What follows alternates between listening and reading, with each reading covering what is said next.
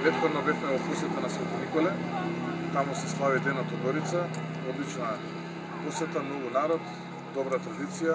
За жал се чувствуваат последиците од заевизмот и во Свети Николе и овдека во Штип. Луѓето кои што имаат тезги таму се жалат дека никогаш не била посиромашна годината од аспект на купувачи. Се надеваат дека набрзо ќе дојде крајот и на заевизмот во Република Македонија, ќе дојдат вистински луѓе на вистински места и ќе можеме да тргнеме напред, затоа што сега како што се движи во Република Македонија, ова насока во која се движи во Република Македонија не е вистинската насока и не е посекуваната насока од страна на граѓаните. Истото чувство го споделуваат и Штипјани, бевме во еден економски субјект, еден производен погон, луѓето се занимаваат со производство кое што го пласираат и на домашниот, но и на странскиот пазар. Истата е слика секаде, заевизмот се чувствува на секаде. Ние сме тука за да понудиме пред граѓаните надеж, а веднаш потоа откако ќе добиеме нивната доверба и таа надеж да ја претвориме и во реалност. Затоа што реалните проблеми натежнати се, луѓето се чувствуваат разочарани, луѓето се чувствуваат изневерени. Навистина, сето она кое што денеска го приредува СДСМ и Зоран Заев на Република Македонија е повеќе од трагично и травно. Се надевам дека граѓаните на 27 април ќе препознаат понудата која што ние ја презентираме во Република Македонија, понудата која што професорката Гордана Силјанска Давкова ја презентира, масовно ќе излезат и масовно ќе дадат поддршка како на 21 април се извинувам, така и на 5 мај. Очекуваме една голема победа која што ќе ја означи практично, ќе го означи крајот на една ваква неуспешна и неподготвена и неспособна влада во Република Македонија и ќе ги подотвори вратите за нови превремени парламентарни избори.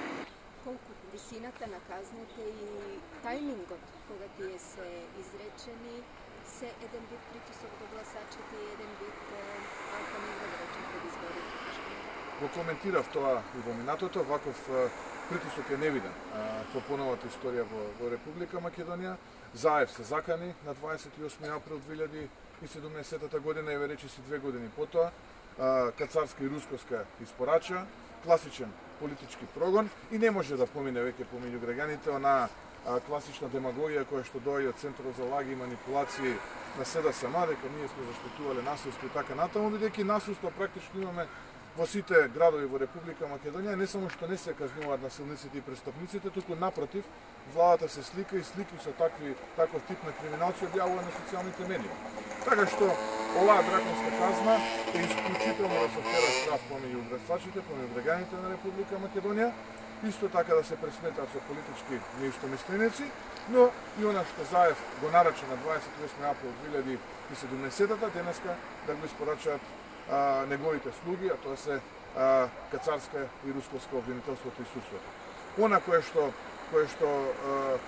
е реалност во Република Македонија ќе го видиме на 21 април и 5 мај, а тоа е силата и енергијата која што постои меѓу граѓаните во Република Македонија да ова, повторно ќе кажам, неспособна, насилничка и деспотистичка власт замине еднаш за секогаш на маргините на темната страна на историјата.